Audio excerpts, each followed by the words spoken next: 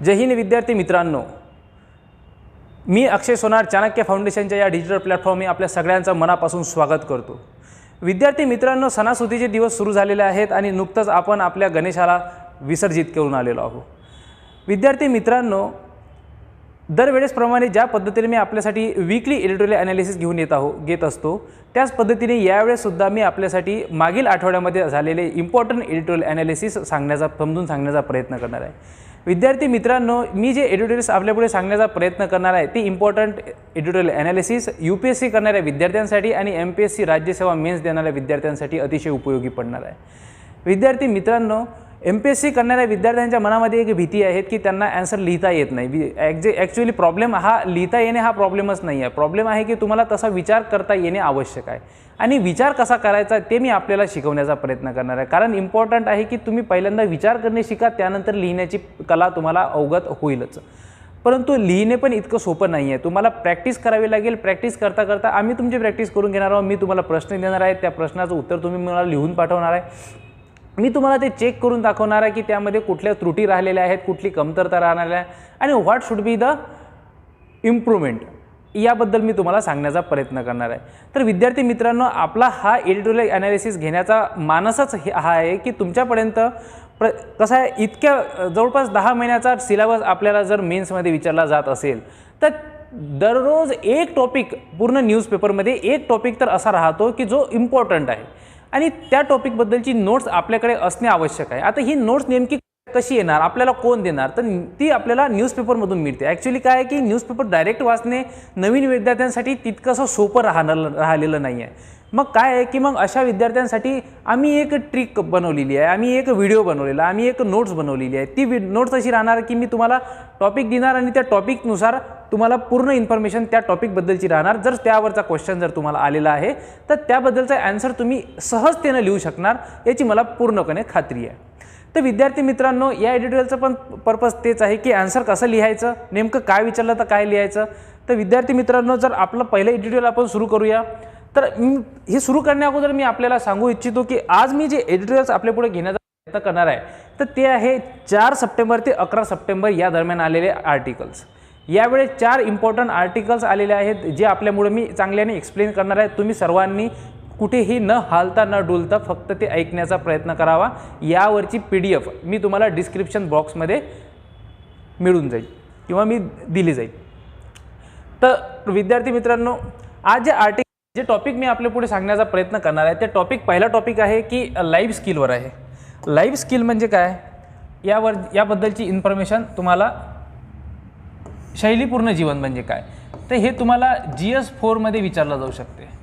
GS4 म्हणजेच कोणता paper, जो नव्याने MPSCच्या विद्यार्थ्यांसाठी पूर्णपणे नवीन राहणार आहे आणि UPSC वाल्यांना याबद्दलचं नॉलेज आहेच, ते म्हणजे इथिक्स। त्यानंतरचं आहे की ॲग्रिकल्चरवर आहे।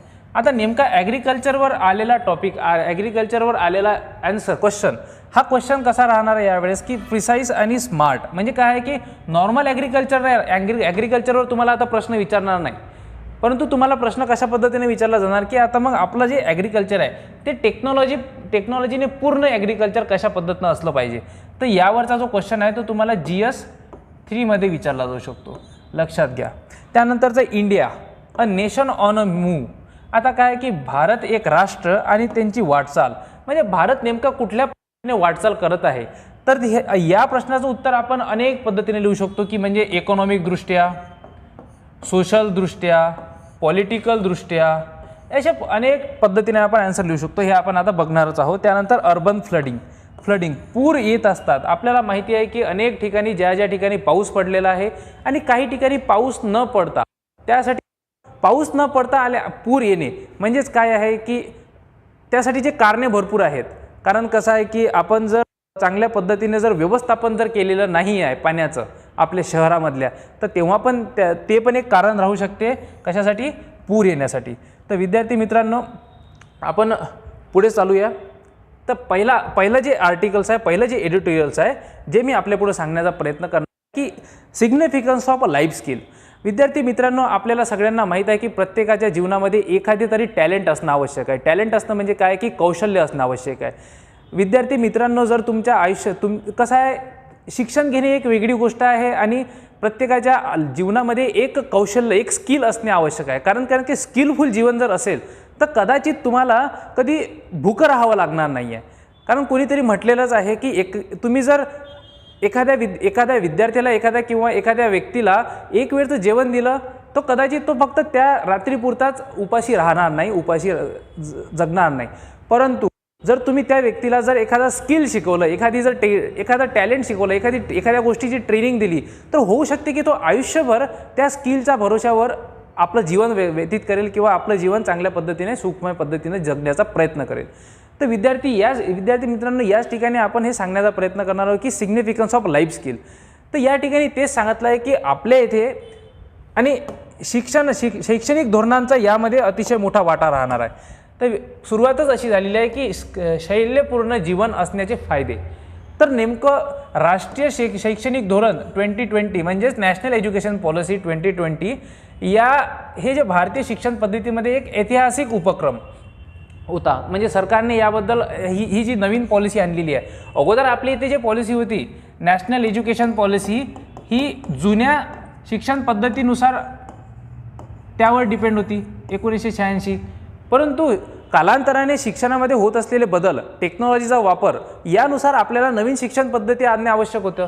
मग या धोरणाअंतर्गत शिक्षण हे फक्त शैक्षणिक मर्यादेपुरतंच न ठेवता त्यातून जीवन जगण्याची शैलीसुद्धा, म्हणजे काय आहे की फक्त आपल्याला नॉलेज गेन करणे इम्पॉर्टंट आहे, परंतु शिक्षण शिकत असताना आपल्याला त्यामधून काय आहे की एखादं स्किल घेणे आवश्यक आहे. की बघा, लहानपणापासून मला आमच्या शाळेमध्ये ड्रॉइंगचा हा सब्जेक्ट इतका जास्त प्रमाणामध्ये फेमस नव्हता, परंतु शिकत असताना आता वेगवेगळे सब्जेक्ट शिकत असताना जसं इतिहास आहे, भूगोल आहे, हे शिकत असताना डायग्राम काढणे मला खूप चांगल्याने आवडत होतं. मग डायग्राम काढणे मला चांगल्याने आवडत होतं. मग काय की मग त्यातून मला चित्रकलेची आवड झाली, जेव्हा की चित्रकला माझ्या इथे शिकवलं जात नाही. म्हणूनच या ठिकाणी काय म्हटलं आहे की फक्त शैक्षणिक मर्यादेपुरतंच न ठेवता त्यातून जीवन जगण्याची शैलीसुद्धा निर्माण व्हायला हवी. होऊ शकते की मला जर काहीच करता आले नसतं तर होऊ शकते मी त्या ड्रॉइंगच्या भरोशावर आपलं जीवन जगू शकलो असतो. त्यातून मी काहीतरी आपल्या कलाकुसरीच्या वस्तू निर्माण करू शकलो असतो. आता ज्यामुळे येणाऱ्या पिढींचा सर्वांगीण विकास साधला जाईल. सर्वांगीण विकास साधला जाईल म्हणजेच काय की होलिस्टिक डेव्हलपमेंट. ठीक आहे. आता योगायोगाने त्याची सुरुवात सुद्धा कोरोना काळातच झाली. म्हणजे ही जी नॅशनल एज्युकेशन पॉलिसी आहे याची सुद्धा पण कोरोना काळात. विद्यार्थी मित्रांनो, तुम्हाला सगळ्यांना या गोष्टीचा अनुभव आलेलाच असेल की कोरोना काळामध्ये प्रत्येक गोष्टी बंद होत्या आणि शाळासुद्धा बंद राहिलेल्या आहेत. आता नेमक्या फिजिकली ऑफलाईन शाळा राहिल्यानंतर मग त्या डायरेक्ट कन्वर्ट कशावर झाल्या, त्या झालेल्या आहे ऑनलाईन एज्युकेशनवर. आता या काळामध्येच आपल्याला अशा पद्धतीने शिक्षणाची अतिशय आवश्यकता होती. कारण कसं आहे की तुम्ही डायरेक्ट जाऊ शकत नाही आणि तुमच्या जीवन मरणाचा प्रश्न उपस्थित राहिलेला होता.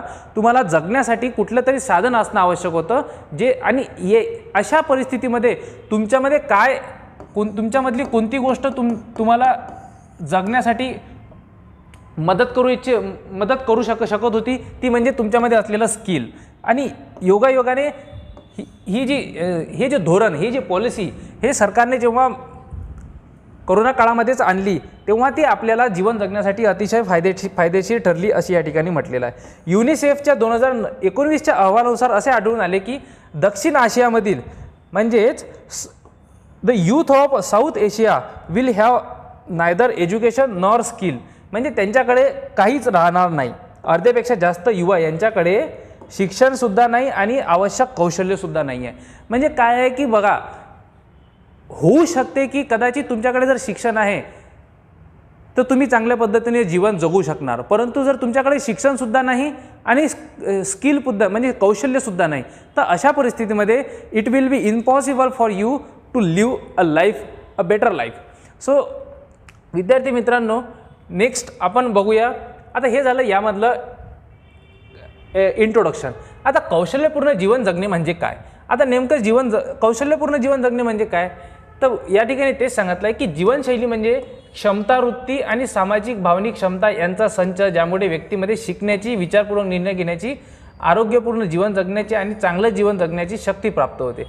तर life skills are a set of abilities, ज्यामुळे काय आहे की आपली ॲबिलिटीज वाढणार, आपला प्रत्येक गोष्टीकडे पाहण्याचा काय वाढणार, दृष्टिकोन वाढणार, ॲटिट्यूड वाढणार, चांगल्या पद्धती आणि सोशो इकॉनॉमिक कॉम्पिटन्सीज, म्हणजे आपल्यामध्ये काय एक क्षमता निर्माण होईल, ज्यामुळे आपल्याला काय होईल, प्रत्येक व्यक्तीला शिकण्यासाठी आपण तयार राहू किंवा चांगले इम्पॉर्टंट डिसिजन घेण्यासाठी तयार राहू. Exercise right to lead a healthy, म्हणजे आपण काय आहे की आरोग्यमय जीवन, प्रोडक्टिव्ह लाईफ, म्हणजे काय आहे की लाईफ स्किलमधून आपल्या जीवन जे राहणार आहे ते अतिशय सुखमय होणार आहे. म्हणजे या ठिकाणी आपल्याला नेमकी लाईफ स्किलची डेफिनेशनच विचारलेली आहे. तर ती लाईफ स्किलची डेफिनेशन आपण अशा पद्धतीने लिहिलेली आहे. आता लाईफ स्किल जर आपलं जर जीवन हे जर कौशल्यपूर्ण राहिलेलं आहे, तर त्यामुळं आपलं जर कौशल्यपूर्ण जीवन आपण पाहिलेलं आहे की जे लोक टॅलेंटेड राहतात ना, खूप स्ट्रॉंग राहतो, त्यांचा माइंड खूप स्ट्रॉंग राहतो. म्हणजे काय आहे की मानसिक आरोग्य सुदृढ राहते आणि जीवनाच्या सत्यतेला तोंड देण्याची क्षमता त्यांच्यामध्ये निर्माण होते. आता कौशल्यपूर्ण जीवन असल्यामुळे विद्यार्थ्यांचे मूलभूत कौशल्य विकसित होण्यास मदत होते. आता मूलभूत कौशल्य विकसित म्हणजेच काय आहे की आपण ते फंडामेंटल स्किल डेव्हलप होऊ शकते. आणि जसे की अंकगणित.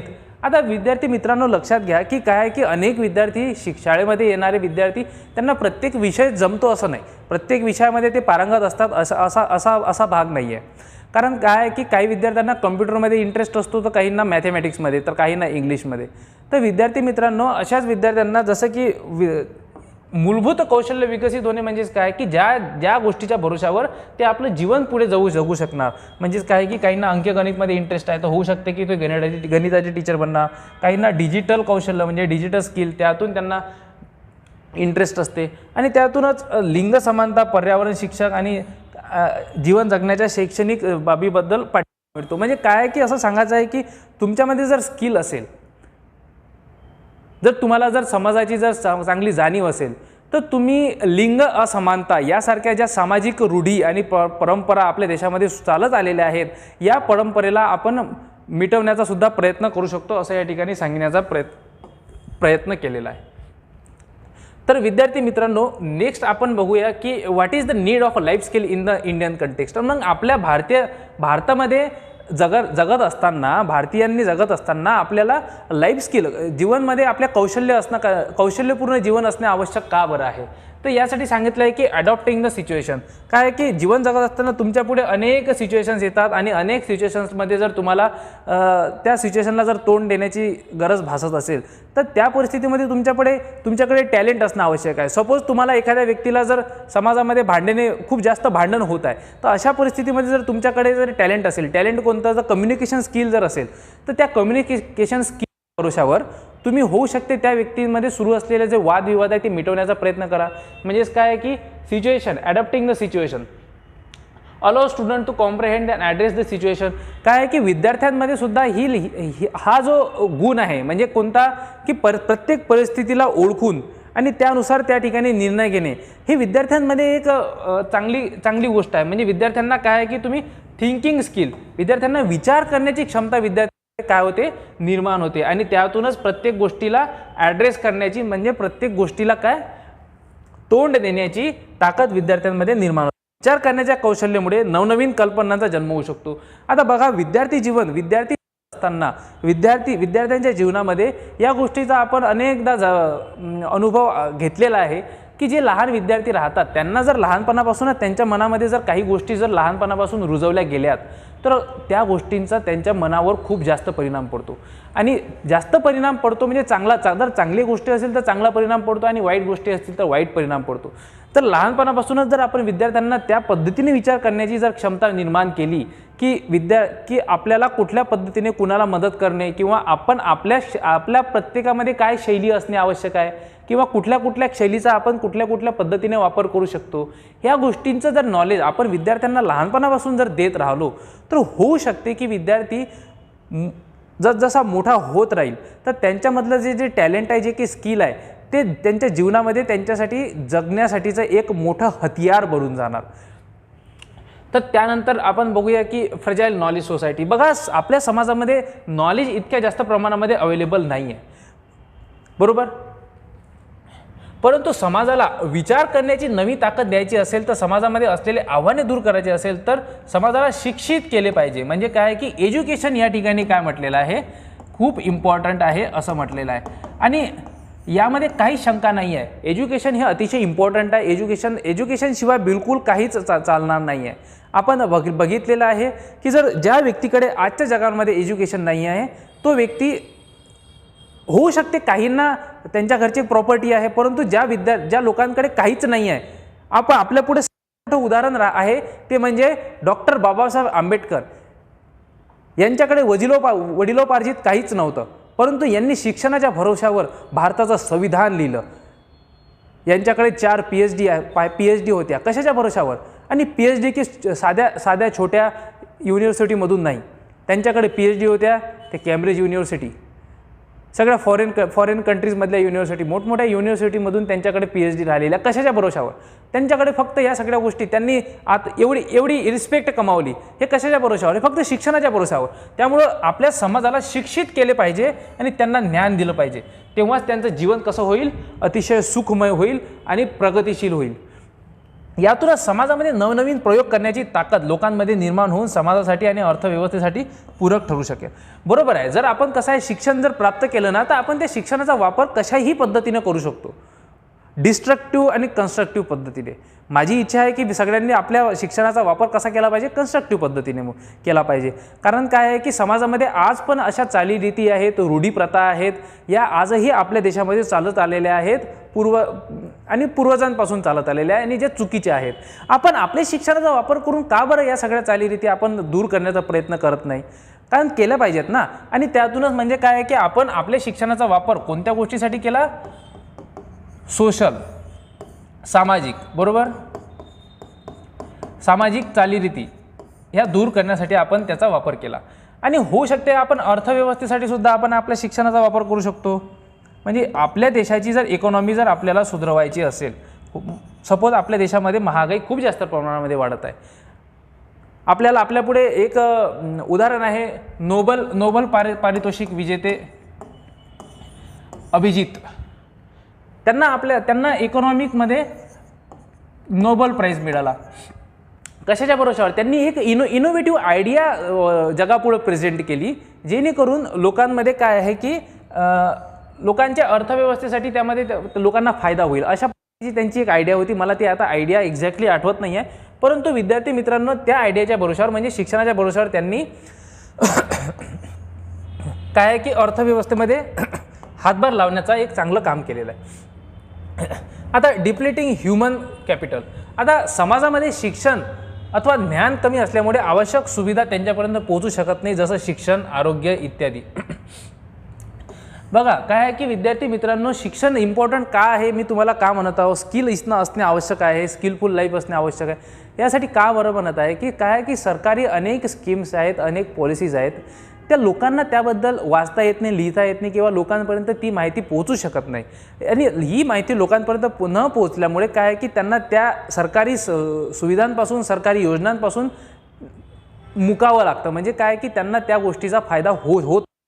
आणि आपल्याला जर हे सगळं काही करून घ्यायचं आहे, म्हणजे सरकारने अवेलेबल करून दिलेल्या शिक्षणाच्या व्यवस्था, आरोग्याच्या व्यवस्था जर आपल्याला या सगळ्या लोकांपर्यंत जर पोहोचवायचे आहे, तर आपल्याला शिक्षण घेणे आवश्यक आहे. आणि काय आहे की जर या गोष्टी आपल्यापर्यंत पोहोचणारच नाही, म्हणजे शिक्षण, आरोग्य चांगल्या पद्धतीनं पोहोचणारच नाही, तर मानवी भांडवल म्हणजे काय की सपोज आपल्या देशाची इकॉनॉमी जर आपल्याला स्ट्रॉंग बनवायची असेल, तर या इकॉनॉमीमध्ये काम कोण करणार? ह्युमन बिईंग काम करणार, म्हणजे आपणच काम करणार. आणि ह्युमन बिईंग चांगल्या पद्धतीनं जर यांना जर आपण शिक्षण दिलं, तर त्यांना आपण काय म्हणतो? Human capital.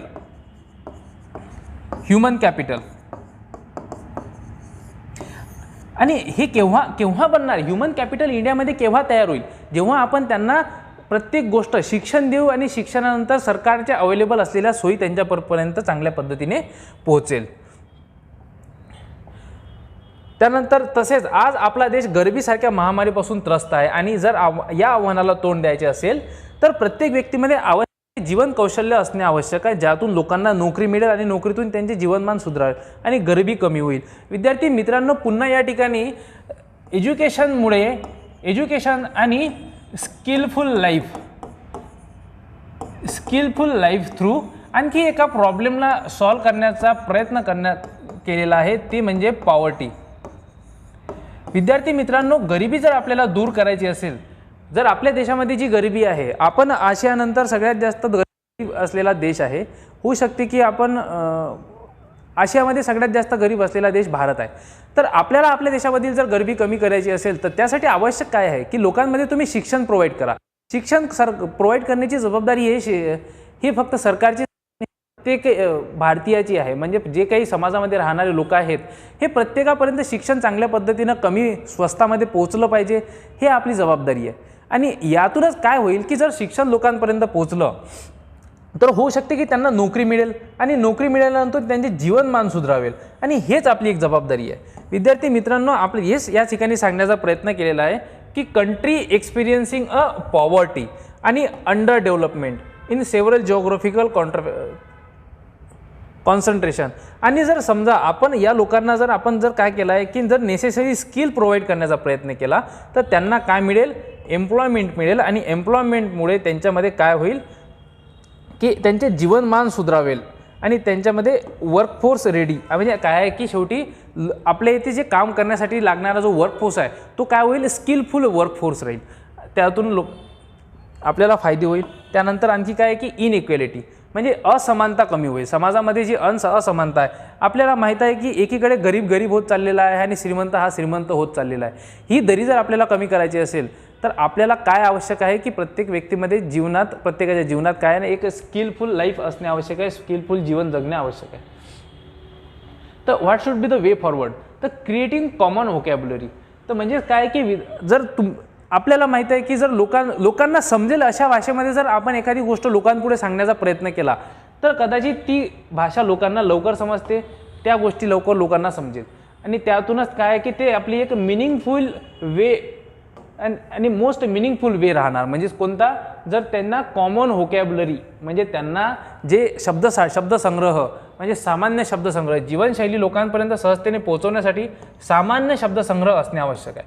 अतिशय चांगल्या पद्धतीने या ठिकाणी सांगण्याचा प्रयत्न केला आहे की जर तुम्ही जर एकदम ऑक्सफर्ड डिक्शनरीचा वापर करून त्यामधून जर निवडून शब्द काढले आणि त्यातून जर तुम्ही एखाद्या व्यक्तीला लाईफ स्किल जर शिकवण्याचा प्रयत्न केला, म्हणजे जर तुम्ही त्या एखाद्या व्यक्तीला ट्रेनिंग त्या पद्धतीने देण्याचा प्रयत्न केला तर होऊ शकते की त्या व्यक्तीला ती गोष्ट समजणार नाही. कारण असेल सोपी गोष्ट परंतु ती समजणार नाही, कारण त्यामध्ये यूज केलेली जी लँग्वेज आहे, जी व्होकॅब्युलरी आहे ती खूपच डिफिकल्ट राहिलेली आहे. आणि in this situation it will be extremely impossible for a common man to understand the such type of a training which is easy in reality but very hard to digest. तर म्हणून मूल्यांकन साधन तयार करणे म्हणजेच काय आहे की फायद्याचे ठरेल, कारण त्यामुळे आपण घेत असलेल्या कौशल्य प्रशिक्षणाने मूल्यांकन करणे आवश्यक आहे. आपल्याला माहीत आहे की आपण एक्झाम देतो आणि एक्झाम देत असताना आपल्याला ॲनालिसिस करायला सांगतात. काय म्हणतात की क्वेश्चन पेपरचे ॲनालिसिस करा. ॲनालिसिस करा म्हणजे काय की नेमके क्वेश्चन कशा पद्धतीचे येणार याबद्दलची आपल्याला मनामध्ये एक काय आहे की एक गेसिंग तयार करणे, म्हणजे आपण कुठल्या गोष्टीवर जास्त फोकस करायला पाहिजे याबद्दलचं. तर या ठिकाणी तेच म्हटलेलं आहे की आपल्याला काय आहे की असेसमेंट क्रिएटिंग असेसमेंट टूल, म्हणजे आपल्याला काय की ट्रेनिंग करत असताना नेमकं आपल्या कोणत्या गोष्टी आपल्या जीवनासाठी आवश्यक ठरेल याबद्दल आणि कुठल्या पद्धतीचं ट्रेनिंग आपल्याला घेणं आवश्यक आहे याबद्दलचं असेसमेंट म्हणजे मूल्यांकन करणे आवश्यक आहे असं या ठिकाणी म्हटलं आहे. आता युजिंग अवर एक्झिस्टिंग सिस्टम काय आहे की आपल्या इथे शाळा आहेत, आपल्या इथे कॉलेजेस आहेत आणि आपल्या इथे असलेल्या शाळा आणि कॉलेजांमधून जर आपण लोकांना व्यावसायिक शिक्षण देण्याचा प्रयत्न केला, म्हणजे व्होकेशनल एज्युकेशन जर आपण देण्याचा प्रयत्न करत असाल तर त्यातून लोकांमध्ये काय होईल, एज्युकेशन होईल, लोक शिक्षित होतील आणि त्यांच्यामध्ये एक स्किलफुल जीवन जगण्यासाठी त्यांच्यासाठी मार्ग सुकर होईल असं या ठिकाणी आपण सांगू शकतो. त्यानंतर विद्यार्थी मित्रांनो लक्षात ठेवा, आपला जो आर्टिकल राहणार आहे तो आहे स्मार्ट अचूक शेती. विद्यार्थी मित्रांनो शेतीवर आपण अनेक आर्टिकल्स बघितलेले आहे की शेती हा भारताचा मुख्य व्यवसाय राहिलेला आहे. त्यानंतर शेतीचा education hold 19.9% of India's GDP. आपण या गोष्टी सगळ्या वाचलेल्या आहेत आणि ऐकलेल्या आहे. म्हणजेच काय आहे की आपल्या देशाच्या GDPमध्ये शेतीचा जो योगदान आहे ते योगदान किती पर्सेंट आहे, 19.9% आहे असं या ठिकाणी म्हणतो आपण. स्मार्ट आणि अचूक शेती म्हणजे आता हा जो टॉपिक आहे हा टॉपिक आपल्याला GS3 मध्ये विचारला जातो. आपण एक गोष्ट लक्षात ठेवा की यामध्ये जर इंट्रोडक्शन आपल्याला म्हणायचं आहे म्हणजे काय की आपण टेक्नॉलॉजी पूर्ण शेती करण्याची गोष्ट या ठिकाणी केलेली आहे. म्हणजेच काय की 1960 मध्ये भारतामध्ये हरित क्रांतीची सुरुवात झाली.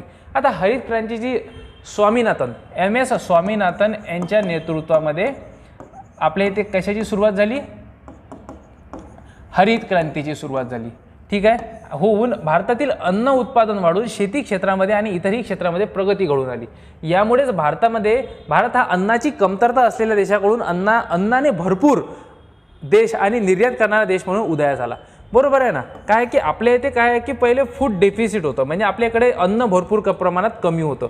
परंतु नंतर काय झालं आहे की आपण फूड सरप्लस आपल्या देशामध्ये जे अधिशेष आपण सरप्लसला काय म्हणतो आपल्या देशामध्ये जे अन्नाचा तुटवडा ज्या ठिकाणी जाणवत होता आता त्या ठिकाणी आपल्या इथे काय आहे की अन्नाचा सरप्लस अन्न राहणार आहे राहायला सुरुवात झाली.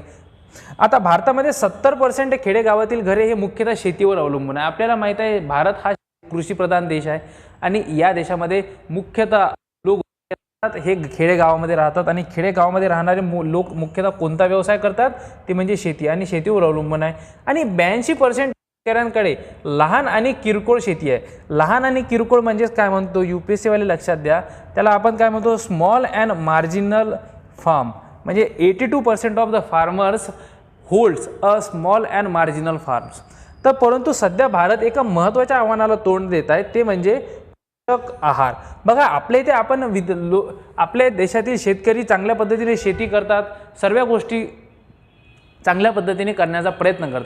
कधी त्यामध्ये फर्टिलायझरचा वापर करतात कधी त्यामध्ये ऑर्गॅनिक शेती करण्याचा प्रयत्न करतात. परंतु काय आहे की शेतकऱ्यांनाच चांगल्या पद्धतीने शेती केल्यानंतर म्हणजे फर्टिलायझर यूज केल्यानंतर किंवा ऑर्गॅनिक शेती केल्यानंतर सुद्धा त्यांना काय आहे की जे एक न्यूट्रिशियस फूड आहे न्यूट्रिशियस फूडचा प्रॉब्लेम आपल्या देशामध्ये भरपूर प्रमाणामध्ये चालू असलेला आपल्याला पाहिलेला आहे. आता न्यूट्रिशियस फूड नसल्याचे कारण काय आहे की ते बघण्या अगोदर आपण बघूया की भारताच्या अर्थव्यवस्थेमध्ये शेती कशा प्रकारे महत्त्वाची आहे. आता बघा हा क्वेश्चन आपल्याला प्रत्येक ठिकाणी जर सपोज शेतीवर प्रश्न विचारलेला आहे तर शेतीचं इकॉनॉमीमध्ये काय रोल राहणार आहे हे आपल्याला चांगल्या पद्धतीनं माहिती असणे आवश्यक आहे. आणि या प्रश्नाचं उत्तर तुम्हाला जीवनामध्ये कुठेही देता आलं पाहिजे की शेती कशा पद्धती कारण आपल्या देशामध्ये आम्ही शेतकरी आहोत आपण पण शेतकरी आहात अनेक शेतकरी आहेत. येथे व्हिडिओ पाहणारा प्रत्येक विद्यार्थी हा शेतकरी आहे. मग या विद्यार्थ्याला माहिती असणे आवश्यक आहे की आपण आपल्या शेतीमधून आपल्या देशाच्या अर्थव्यवस्थेसाठी कशा पद्धतीने मदत करतो. प्रश्नाचं उत्तर आपण अशा पद्धतीने देऊ शकतो की फूड सिक्युरिटी म्हणजे देशामध्ये जी अन्नाची कमतरता आहे ही अन्नाची कमतरता म्हणजे अन्न सुरक्षा प्रोव्हाइड करण्यासाठी आपण शेतीचा वापर करतो. म्हणजे शेतीमुळे आपल्या देशामध्ये अन्न सुरक्षा प्रोव्हाइड केली जाते. औद्योगिक क्षेत्रामध्ये प्रगती भारतामध्ये शेती उत्पादनामध्ये झालेली प्रगती ही अन्न सुरक्षेच्या दृष्टिकोनातून अतिशय महत्त्वाची भूमिका पार पडते. या ठिकाणी चांगल्या पद्धतीने म्हटलं आहे की बघा आपल्या देशामध्ये फूड क्रायसिस आपण पाहिलेला आहे. आता फूड क्रायसिस म्हणजे काय की आपल्या इथे अन्नांचा तुटवडा आपल्या इथे गहू नाही आपल्या इथे तांदूळ नसताना त्याला काय म्हणतो आपण फूड क्रायसिस म्हणजे लोकांसाठी अवेलेबल खाण्यासाठी अन्न नाही आहे. अशा परिस्थितीमध्ये जर आपल्या इथे आपल्या शेतीमधून लोकांना अन्न सुरक्षा म्हणजे फूड सिक्युरिटी प्रोव्हाइड केली जाते तर म्हणजेच काय आहे की आपण आपल्या अर्थव्यवस्थेमध्ये औद्योगिक क्षेत्रामध्ये सुद्धा काय करत आहोत वाढ करत आहोत. शेतीवर आधारित अनेक उद्योगांना शेतीतून कच्चा माल पुरवठा जातो. म्हणजे काय की बघा आपल्या देशामध्ये अनेक इंडस्ट्रीज आहेत अनेक इंडस्ट्रीजला आपल्याला कच्च्या मालाची आवश्यकता राहते. सपोज आपण जर हल्दीराम चिप्सची जर गोष्ट करत आहोत तर अशा या हल्दीरामला जर आपले चिप्स बनवायचे आहे तर यांना आलूची आवश्यकता आहे. आता नेमके आलू येणार कुठून आलू काय आहे त्यांच्यासाठी हा आलू राहणार आहे कच्चा माल. आता हा कच्चा माल येणार कुठून हा येणार शेतीतून. कच्चा माल कुठून पुरवला जातो शेतीतून पुरवला जातो. आणि जसे की साखर म्हणजे बघा जर आपल्याला साखर तयार करायची असेल साखर कारखान्यांमध्ये साखर तयार करायची असेल तर त्यांना जो शुगर केन आहे त्याला आपण काय म्हणतो ऊस. हा शुगर केन कुठून मिळणार हा आपल्याला शेतीतून मिळणार. ज्यूटचे बॅग्स बनवायचे आहे कुठून मिळणार आपल्याला ज्यूट ह्या शेतीतून मिळणार. कापूस आपल्याला जर कपडे बनवायचे आहे जर आपल्याला ड्रेस बनवायचा आहे तर आपल्याला लागणारा जो कापूस आहे, हा कापूस कुठे येणार? शेतीतून येणार. म्हणजेच काय आहे की जो लागणारा जो कच्चा माल आहे, तो कच्चा माल नेमका आपल्याला कुठून मिळणार? तो मिळणार शेतीतून. आता 2/3 भारतीय म्हणजे 2/3 इंडियन पॉप्युलेशन हे कुठे राहते? गावामध्ये राहते.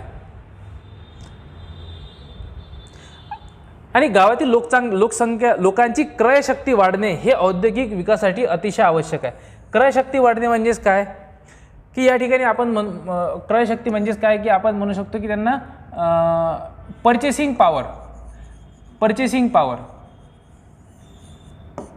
लोकांची पर्चेसिंग पॉवर वाढणे आवश्यक आहे.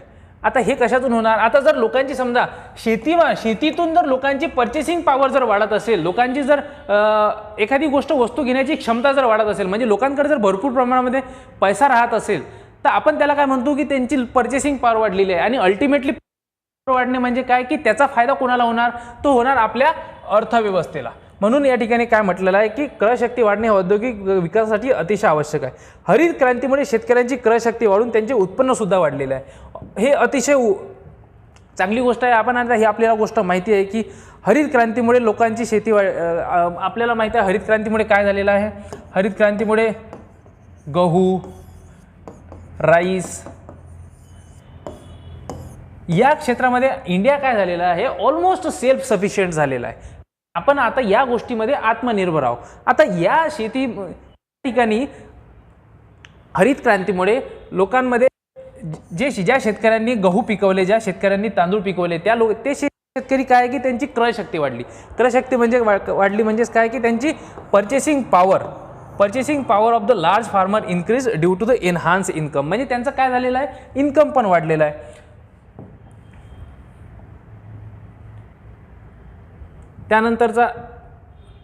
त्यानंतरचा पार्ट आहे की केंद्र सरकार आणि राज्य सरकारच्या महसुलासाठी शेती हा मुख्य स्रोत आहे.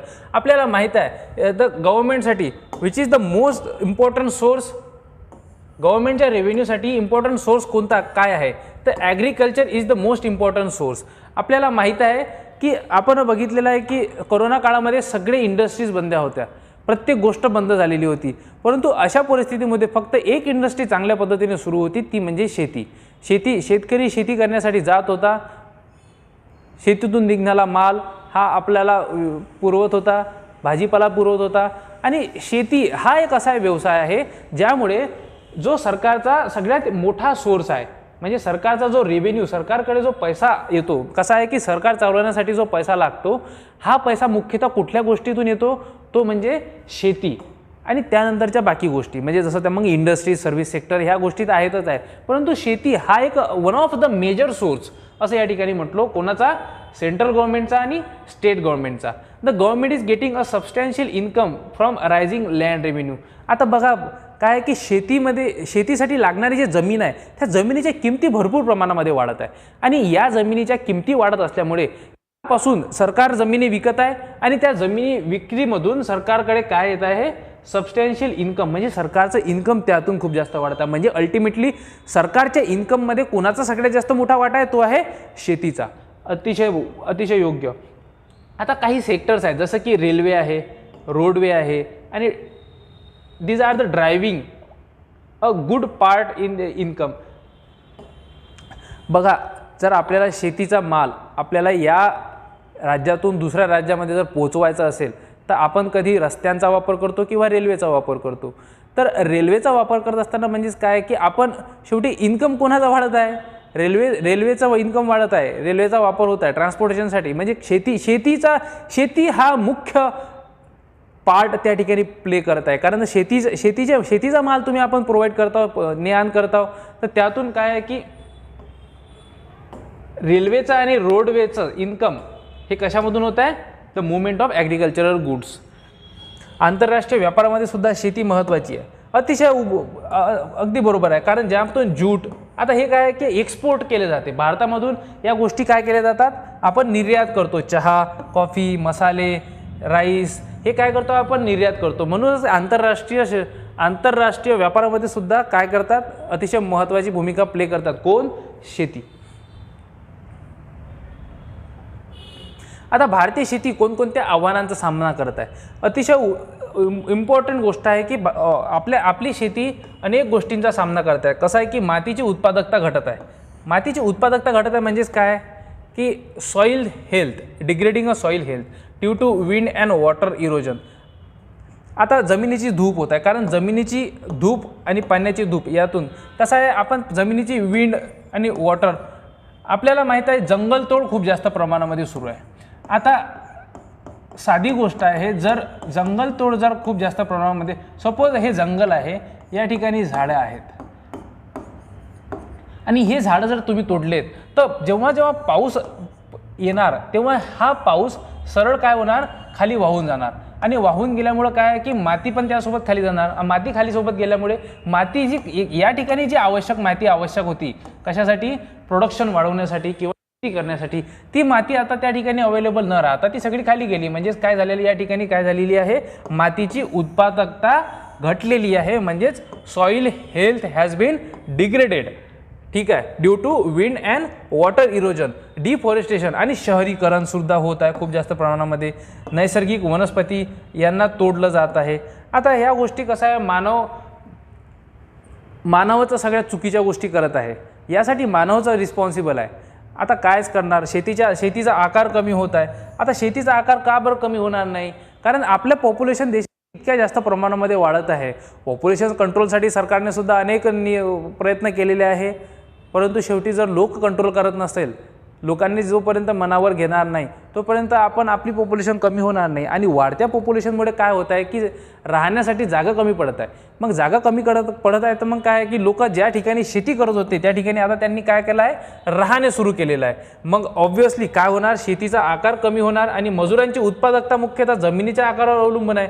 आता बघा, जेवढी जास्त जागा तितकं जास्त काम करतील आणि मग त्यातून त्यांची उत्पादकता वाढेल.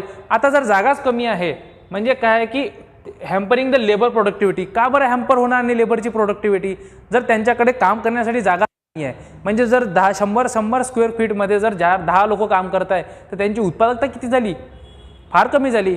परंतु त्याच ठिकाणी जर 100 स्क्वेअर फीटमध्ये एक जण काम करत असेल तर त्याची उत्पादकता जास्त आहे, कारण त्या ठिकाणी काम एकटा तो करत आहे. तर परंतु आपली जे फार्मची साईज आहे ते कशी होत आहे, कमी होत आहे.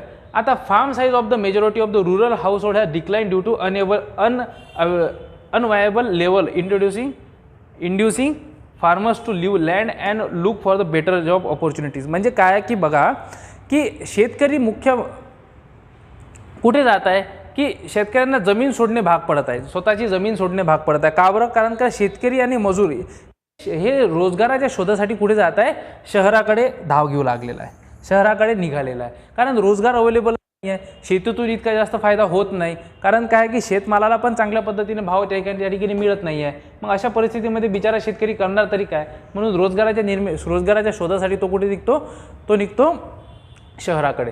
आता पर ड्रॉप मोर क्रॉप कसं आहे, राष्ट्रीय स्तरावर फक्त 52% एकूण पीक हे सिंचनाखाली आहे.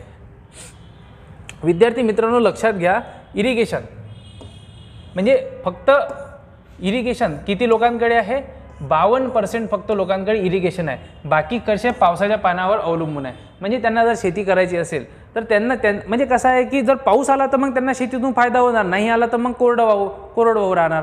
आणि अशातूनच काय आहे की मग अशा परिस्थितीमध्ये एक तर पहिल्यांदा शेतकरी लोन घेऊन म्हणजेच ऋण घेऊन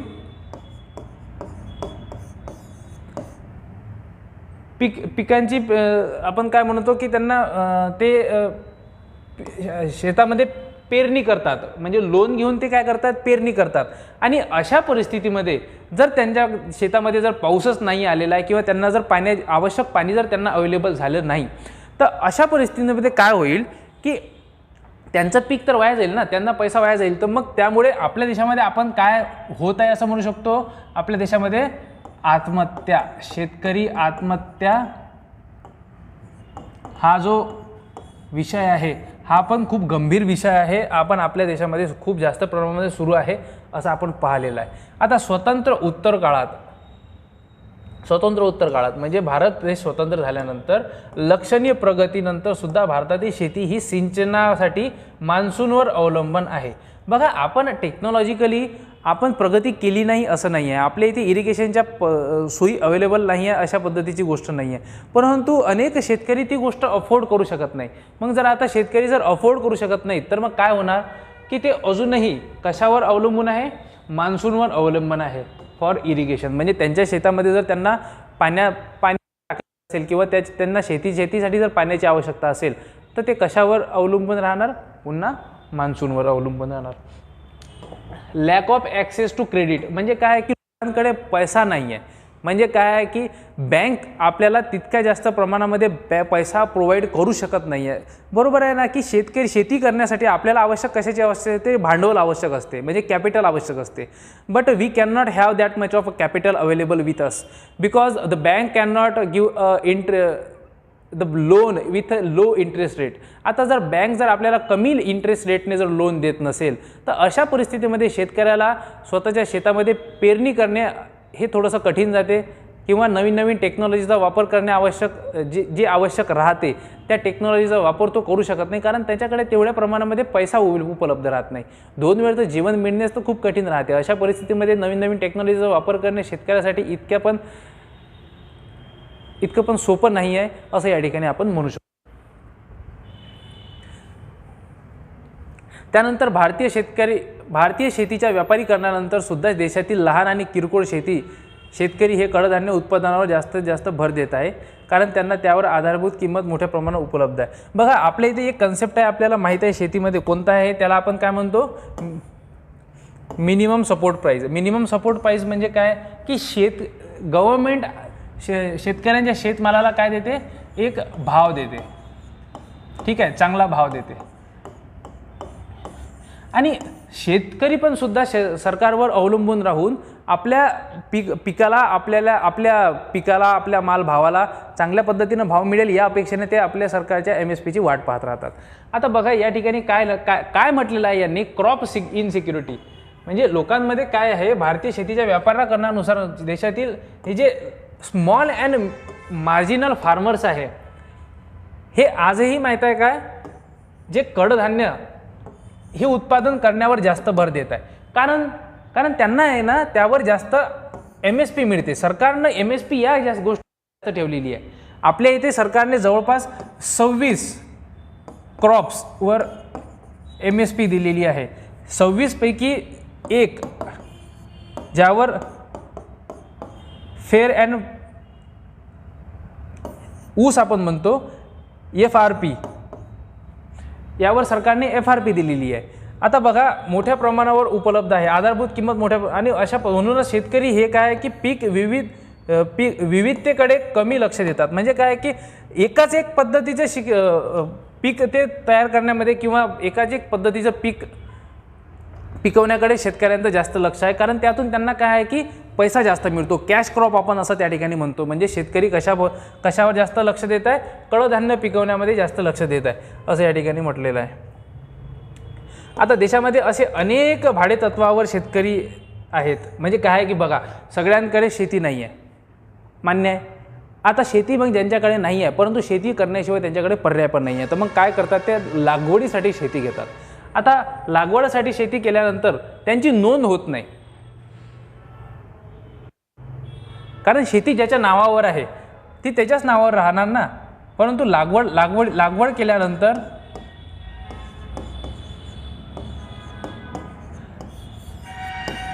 यांची नोंद होत नाही. आता नोंद न झाल्यामुळे पेरणी करणाऱ्या लोकांसाठी अवेलेबल असलेल्या सरकारच्या ज्या काही स्कीम्स आहेत, ज्या काही पॉलिसीज आहेत, यांच्यापर्यंत पोहोचतच नाही. हे एक अतिशय दुःखाची गोष्ट या ठिकाणी आपल्याला सांगितलेली आहे. त्यानंतर आपण पाहूया what are the recent government initiatives for the development of the agricultural sector. शेती विकासासाठी सरकारने कोणकोणते निर्णय घेतलेले आहे. ई नाम पोर्टल म्हणजे काय आहे की तुम्ही जर आपण शेतकऱ्याने जर एखादा शेतमाल पिकवलेला आहे तर ते देशामध्ये कुठेही तो माल विकू शकतात, असे या इनाम पोर्टलमध्ये सांगितलेलं आहे. परंपरागत कृषी विकास योजना म्हणजे परंपरागत म्हणजेच काय आहे की ऑर्गॅनिक शेती करण्यासाठी या ठिकाणी प्रमोशन सरकार करत आहे की ऑर्गॅनिक शेती करण्यासाठी प्रधानमंत्री फसल विमा योजना, यातून शेतकऱ्यांना जवळपास 6,000 रुपये मिळणार आणि ते 3 इन्स्टॉलमेंटमध्ये मिळणार, 2,000 2,000 2,000. आणि यामध्ये काहीतरी क्रायटेरिया आहे की कुठल्या शेतकऱ्यांना मिळणार, म्हणजे त्यांच्याकडे किती शेती असणे आवश्यक आहे. मायक्रो इरिगेशन फंड म्हणजे इरिगेशनसाठी लागणारा जो फंड आहे त्याबद्दलची या ठिकाणी गोष्ट केलेली आहे. Agrees tax. आता यासारख्या ज्या काही योजना आहेत त्या सरकारने खूप आणलेल्या आहेत. आणि what should be the way forward. आता कोणकोणती पावले नेमकी उचलल्या गेलीत पाहिजे, म्हणजे आपल्याला जे स्मार्ट अँड प्रिसाईज ॲग्रिकल्चर आपल्याला करायचं आहे, तर ते जर आपल्याला चांगल्याने करायचं असेल तर आपल्याला नेमकी कोणकोणती पावले उचलल्या गेलीत पाहिजे याबद्दलची इन्फॉर्मेशन या ठिकाणी सांगितलेली आहे. तर पारंपरिक आणि नवीन तंत्रज्ञानाचा वापर करून पावसाचे पाणी साठवणे आणि सेंद्रिय कचऱ्याचा पुनर्वापर करणे, जसे की कीटक व्यवस्थापन, हे अतिशय फायद्याचे ठरलेले आहे. बघा या ठिकाणी काय म्हटलेलं आहे की आपण कसं आहे की आपल्या इथे आपण अगोदरच्या काळामध्ये टेक्नॉलॉजीचा वापर करत नव्हतो अशासारखी गोष्ट नाही. म्हणजे आपली इथे जी पद्धत होती ती एक ट्रॅडिशनल पद्धत होती, एक ट्रॅडिशनल टेक्नॉलॉजी होती. परंतु आज 21व्या शतकामध्ये आपण जगत आहोत आणि आज जगत असताना आपण ज्या टेक्नॉलॉजीचा वापर करतो त्या टेक्नॉलॉजीला आपण इन्फॉर्मेशन टेक्नॉलॉजीने ग्रस्त अशी एक टेक्नॉलॉजी आपण अशा पद्धतीनं म्हणतो. मग जर आपण या दोन्ही ट्रॅडिशनल आणि आता असलेल्या टेक्नॉलॉजीचा जर वापर, म्हणजे blending of traditional and frontier technology यांचा जर आपण वापर केला तर आपल्याला काय आहे की आपण कोणत्या फील्डमध्ये रेन वॉटर हार्वेस्टिंग आणि recycling of the organic waste for the plant nutrition आणि pest management have been found the very useful and relevant. म्हणजेच काय की आपण दोन्ही टेक्नॉलॉजी जर एकसाथ वापर केल्या तर कदाचित आपल्याला पेस्ट मॅनेजमेंटमध्ये आणि प्लॅन्टसाठी लागलेला जे न्यूट्रियंट्स आहे हे वाढवण्यामध्ये आपण अतिशय चांगल्या पद्धतीने याचा वापर करू शकू. Genetic engineering can be use. म्हणजे जेनेटिक इंजिनिअरिंग म्हणजे हा एक जीनचा वापर करून आपण कसं आहे की आपल्या पिकांवर येणारे रोग हे जर आपल्याला कमी करायचे असेल तर आपण काय आहे की अगोदरच त्यांचे जे जीन आहेत ते जर आपण बदलून टाकले थ्रू दिस जेनेटिक इंजिनिअरिंग, तर कदाचित होऊ शकते की आपल्या देशातील पिकांवर, आपल्या शेतीतील पिकांवर पडणारे जे रोग आहेत ते कमी होतील. आता input incentive to knowledge incentive agriculture. म्हणजेच काय आहे की India is known for is diversity of farming practice. भारतामध्ये काय आहे की शेती करण्याच्या अनेक वेगवेगळ्या पद्धती अवेलेबल आहेत. आता विद्यार्थी मित्रांनो, it is important to get a diverse point of. म्हणजे काय, आपल्याकडे जर शेती करण्याच्या अनेक वेगवेगळ्या पद्धती अवेलेबल आहेत तर अशा पद्धतीने आपण प्रत्येकाचा व्ह्यू पॉईंट घेणे आवश्यक आहे. प्रत्येक डायव्हर्स ॲग्रिकल्चर प्रॅक्टिसेसचा आपण करणाऱ्या लोकांकडून काय आहे की एक व्ह्यू पॉईंट घेणे आवश्यक आहे, ज्यामुळे आपल्याला काय होईल, एक सुटेबल सोल्युशन मिळेल. कशासाठी? For the future of agriculture. आणि आणखी काय सांगितलं आहे की the advance world is moving towards a precision farming. आता आपल्याला माहीत आहे अनेक जे डेव्हलप्ड कंट्री कोणत्या गोष्टीकडे वळत आहे, एक प्रिसिजन अचूक पद्धतीने शेती करण्याकडे वळत आहे. आता ते कशाचा वापर करत आहे, त्यामध्ये सेन्सरचा वापर करत आहे. कारण टेक्नॉलॉजी, आता काय म्हटलं आहे मी, blending of traditional as well as new technology. म्हणजेच काय की सेन्सरचा वापर करायला लागले आहेत, सायंटिफिक टूल्सचा वापर करायला लागले आहेत फॉर द एक्स्ट्रा प्रॅक्टिसेस आणि अप्लिकेशन ऑफ इनपुट्स. आता investing research and innovation.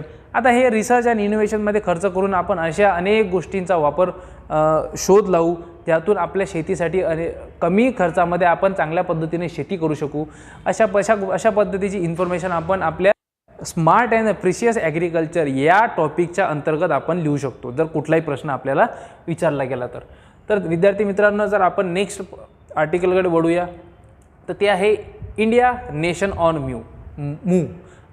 Bharat एक राष्ट्र आणि भारताची होत असलेली एक वाटचाल.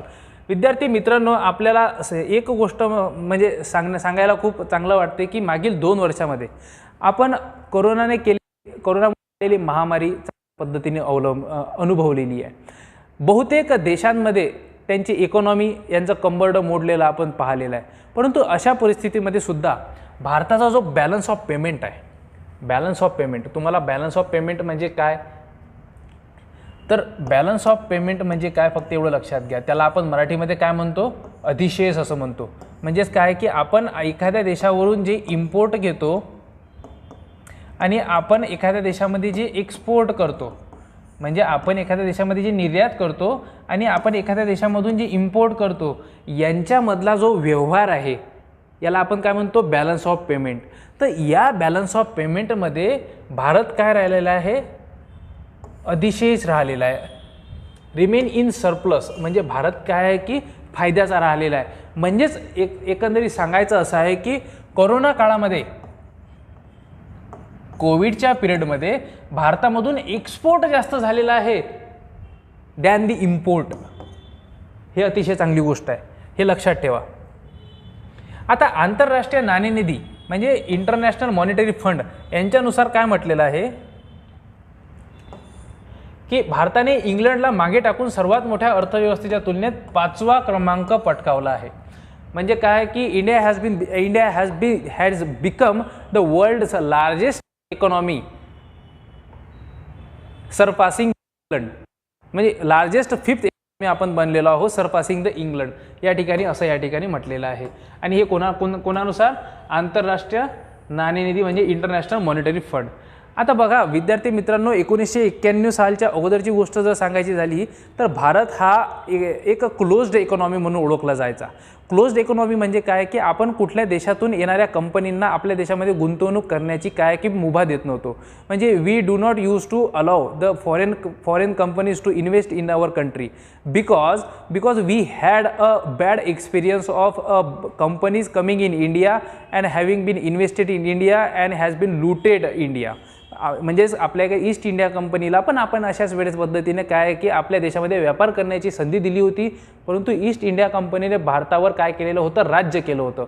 याच गोष्टीची भीती भारताच्या मनामध्ये होती. म्हणून भारत स्वतंत्र झाल्यानंतर भारताने क्लोज्ड इकॉनॉमीचा अवलंब केला होता. म्हणजेच काय की आपण कुठल्याही देशातील कंपनींना भारतामध्ये इन्व्हेस्टमेंट करण्याची काय देणार नाही, या मुभा देणार नाही. म्हणजे आम्ही आमच्या देशामध्ये भारतामध्ये ज्या गोष्टी तयार होतील त्याच गोष्टीचा आम्ही आपल्या देशासाठी वापर करणार आणि त्यावरच आम्ही जीवन आपलं जगणार, असं आपण 1991 पर्यंत ठरवलेलं होतं. परंतु 1991 मध्ये भारतावर अतिशय मोठं संकट आलं होतं, आर्थिक संकट आलं होतं. म्हणूनच जर भारताला जर या आर्थिक संकटाचा जर सामना करायचा आहे, मग आपल्याला काय करणे आवश्यक होतं? तर आपण कुणाकडून तरी पैसे विकत घेणार, पैसे उधार मागणार. तर आपण IMF वर्ल्ड बँककडून काहीतरी पैसे मागितले. तर पैसे मागितल्यानंतर काय झालेलं आहे की IMFने आणि वर्ल्ड बँकने आपल्यापुढे काही कंडिशन्स ठेवलेल्या आहे. कंडिशन्स कोणत्या ठेवलेल्या होत्या की आपल्याला काही त्यांनी रिफॉर्म्स करायला लावलेले होते. रिफॉर्म्स म्हणजे काय आहे की या ठिकाणी म्हटलेलं आहे त्यांनी आपल्या हे जे रिफॉर्म्स करायला लावलेले होते. आता या रिफॉर्म्समुळे काय आहे की आपल्या देशाच्या पॉलिटिक्सला जर नुकसान पोहोचणार होतं, परंतु आपल्या देशाची जी इकॉनॉमी आहे ही इकॉनॉमी सुधारण्यासाठी म्हणजे स्ट्रक्चरल चेंजेस करणे आवश्यक होते. स्ट्रक्चरल चेंजेस म्हणजे काय की अगोदर आपल्या देशाची इकॉनॉमी कशी होती? क्लोज्ड इकॉनॉमी होती. परंतु आता IMFने किंवा वर्ल्ड बँकने सांगितलेल्या रिफॉर्म्सनुसार आपल्या देशाची जी इकॉनॉमी राहणार आहे क्लोज न राहता ती सगळ्यांसाठी ओपन राहणार. म्हणजेच काय की बाहेर देशातील कंट्रीजसुद्धा किंवा बाहेर कंट्रीजमधील ज्या कंपन्याज आहेत त्या पण भारतामध्ये येऊन इन्व्हेस्टमेंट करणे सुरुवात करेल. म्हणजेच काय आहे की आपले इथे प्रायव्हेट सेक्टर म्हणजे आपल्या इथे अगोदर काय होतं की total socialist type of economy होती आपली, परंतु नंतर आपण काय झालेलो आहोत? लिबरल. म्हणजे आपण काय की उदारमतवादी. म्हणजे या ठिकाणी म्हटलेलं सुद्धा आहे की आपली जी आहे इकॉनॉमी आता काय आहे की उदारीकरणाची सुरुवात झाली. 1991 नंतर भारतामध्ये असलेल्या आर्थिक बंधने कमी झाली, बरोबर आहे. इकॉनॉमिक रिस्ट्रिक्शन खतम झाले आणि त्यानंतर कशाची सुरुवात झाली? उदारीकरणाची सुरुवात झाली आणि त्यातूनच निजीकरणाची सुद्धा सुरुवात झाली. म्हणजेच काय आहे की प्रायव्हेट सेक्टरची पण सुद्धा सुरुवात झाली आणि तेव्हापासूनच भारताची वृद्धी ही कमी जास्त प्रमाणामध्ये होत आहे. आता बघा तेव्हापासूनच आपल्या इथे जे ग्रोथ आहे इकॉनॉमिक हे कमी जास्त प्रमाणामध्ये सुरूच आहे. GDP पण कमी आणि आपण आता हे सगळं करत असताना कसं आहे आपल्यासाठी हे सगळं काही नवीन होतं. कारण आपण स्वतंत्र भारतामध्ये ओपन इकॉनॉमी किंवा मिक्स्ड इकॉनॉमीचा कधी अनुभव घेतलेला नव्हता, परंतु आपल्यासाठी हे नवीन कन्सेप्ट होता आणि या नवीन कन्सेप्टनुसार आपण अनेक गोष्टी शिकत आहोत, चुका करत आहोत, चुकांमधून शिकत आहोत. तर आपण अशा गोष्टी शिकत होतो. आता उदारीकरणातून जरी नव्या संधी भारताला उपलब्ध झाल्या असल्या तरी आर्थिक महासत्ता होण्याचं भारताचं हे जे काही स्वप्न आहे ते अजूनही पूर्णत्वास गेलेलं नाही आहे. यासाठी आपल्याला प्रयत्न आपण करतच आहोत. आता what are the potential areas that provide a comparative edge to India. म्हणजेच काय की देशातील संभाव्य क्षेत्र कोणते ज्यामुळे देशातील अर्थव्यवस्थेला चालना मिळेल. म्हणजे कुठल्या क्षेत्रामध्ये भारताने काय करणे आवश्यक आहे? फोकस जास्त करणे आवश्यक आहे. कुठले संभावित क्षेत्र आहे ज्यामध्ये भारताने फोकस करणे आवश्यक आहे, ज्यामुळे अर्थव्यवस्थेला चालना मिळेल. आता भारतातील अर्थव्यवस्था मुख्यतः देशांतर्गत चालणाऱ्या मागणीवर अवलंबून आहे. आता म्हणजेच काय आहे, आपण काय म्हणतो की डोमेस्टिक डिमांड ड्रिव्हन भारताची इकॉनॉमी आहे. म्हणजे भारताची इकॉनॉमी केव्हा चांगल्या पद्धतीनं काम करते किंवा भारताच्या इकॉनॉमीचा एक कोणता कॅरेक्टरिस्टिक्स आहे तो इम्पॉर्टंट आहे की आपली इकॉनॉमी हे आपल्या देशातच इतके लोक आहेत, खाणारे तोंड इतके जास्त आहेत की म्हणजे आपल्या इथे डिमांड ड्रिव्हन डोमेस्टिक आपल्याला स्वतःलाच खूप जास्त कमी पडते. आपल्या इथेच खूप जास्त डिमांड आहे. म्हणजे आपलंच मार्केट आपल्या देशासाठी खूप जास्त, आपल्या इकॉनॉमीसाठी खूप चांगलं आहे असं या ठिकाणी म्हटलेलं आहे. म्हणजे इनवर्ड लुकिंग. आता भारतीय अर्थव्यवस्था आता बंद अर्थव्यवस्था राहिली नसून म्हणजेच काय की क्लोज्ड इकॉनॉमी आता राहिली नाही आहे, ती उदारमतवादी अर्थव्यवस्थेकडे वाटचाल करत आहे आणि त्यातूनच तिला स्पर्धात्मक दृष्टिकोनातून काम करणे आवश्यक आहे. आता बरोबर आहे, कसं आहे, अगोदर जेव्हा आपली क्लोज्ड इकॉनॉमी होती तेव्हा आपली कोणासोबत कॉम्पिटिशन नव्हती. परंतु जेव्हापासून आपण LPG लिबरलायझेशन, प्रायव्हेटायझेशन आणि ग्लोबलायझेशन 1991 ॲक्सेप्ट केलं, तर तेव्हापासून काय झालेलं आहे की आपल्याला आपलं जे कॉम्पिटिशन आहे हे जगासोबत सुरू झालं. आता त्यावेळेस या ठिकाणी म्हणूनच म्हटलं आहे की आता आपला जो दृष्टिकोन आहे हा दृष्टिकोन कसा आहे की आता स्पर्धात्मक असला पाहिजे. लोकसंख्याशास्त्र लाभांश म्हणजेच त्याला आपण इंग्लिशमध्ये काय म्हणतो ते अतिशय इम्पॉर्टंट आहे, डेमोग्राफिक डिव्हिडंड. म्हणजे आपल्या देशामध्ये जे काम करणारे लोक आहेत, जवळपास 65% भारतीय लोक हे काम करणाऱ्या वर्गामध्ये येतात. म्हणजेच ज्यांच्यावर भारताचे भविष्य अवलंबून आहे. म्हणजे जे लोक काम करतात, वर्किंग एज पॉप्युलेशन म्हणजे त्यांना आपण काय म्हणतो, ज्यांचा वय हे 15 ते 64 यांच्या दरम्यान आहे, म्हणजे त्यांना आपण वर्किंग एज पॉप्युलेशन म्हणतो. यांचं पर्सेंटेज आपल्या देशामध्ये किती आहे, आपण म्हटलेलं आहे 65% आहे असं या ठिकाणी म्हटलेलं आहे.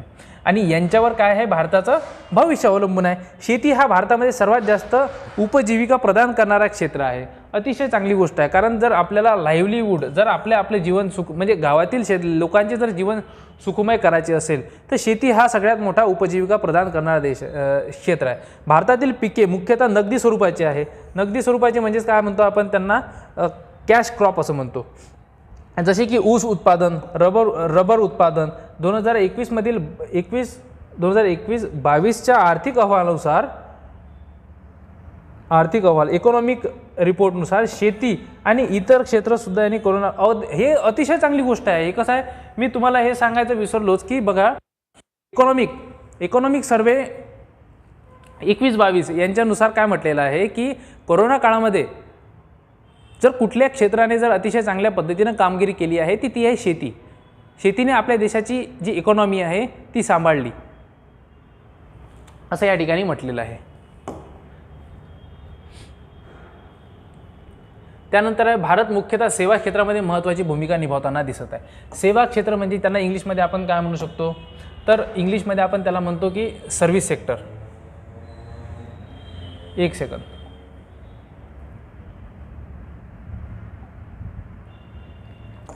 सेवा क्षेत्र म्हणजे काय की सर्व्हिस सेक्टर. आपल्याला माहीत आहे की हे जे सर्व्हिस सेक्टर आहे हे भारताच्या इकॉनॉमीमध्ये किती, भारताच्या GDP मध्ये याचा रोल किती आहे, almost more than 51%. More than 51% जर कॉन्ट्रीब्युशन आहे भारताच्या GDP मध्ये ते कोणाचं आहे, सर्व्हिस सेक्टरचं.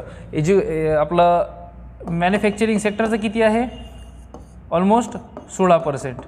आणि ॲग्रिकल्चर सेक्टरचं आहे ऑलमोस्ट 20%.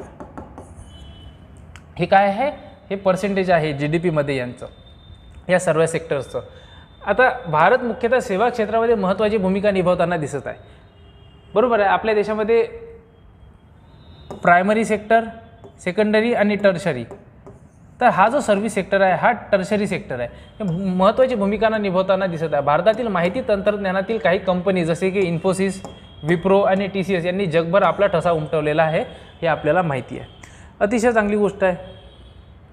आता कमी खर्चामध्ये जास्त कामगार देणारा देश म्हणून भारताची ओळख आहे, ज्यामध्ये कौशल्यपूर्ण कामगारसुद्धा उपलब्ध आहे.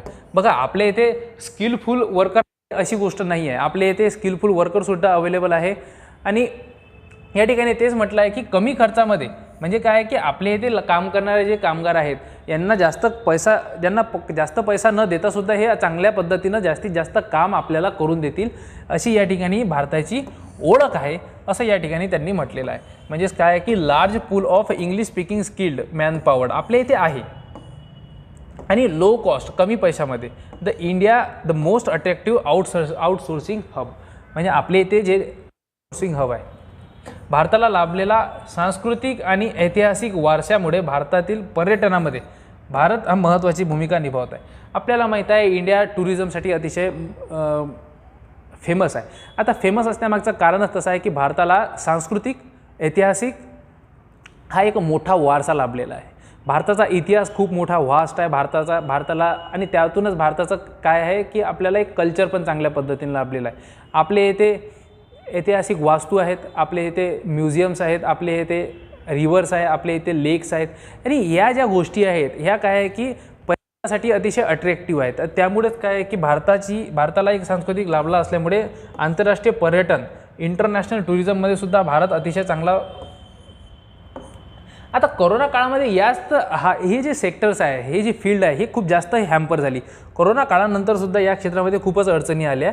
आता हे बघा in the post pandemic the travel and tourism are reviving as the world pent up travel desire rekindles. म्हणजे कसं आहे इंग्लिशमध्ये कठीण राहते परंतु मराठीमध्ये जर सांगितलं त्याचं जो इंग्लिशमध्ये केलं तर अतिशय सोपं जाते की कोरोना काळानंतर या क्षेत्रामध्ये खूप अडचणी आल्या परंतु हळूहळू हा क्षेत्र देशामध्ये नोकऱ्या देण्यासाठी आणि देशाची अर्थव्यवस्था बळकट करण्यासाठी फायदेशीर ठरत आहे.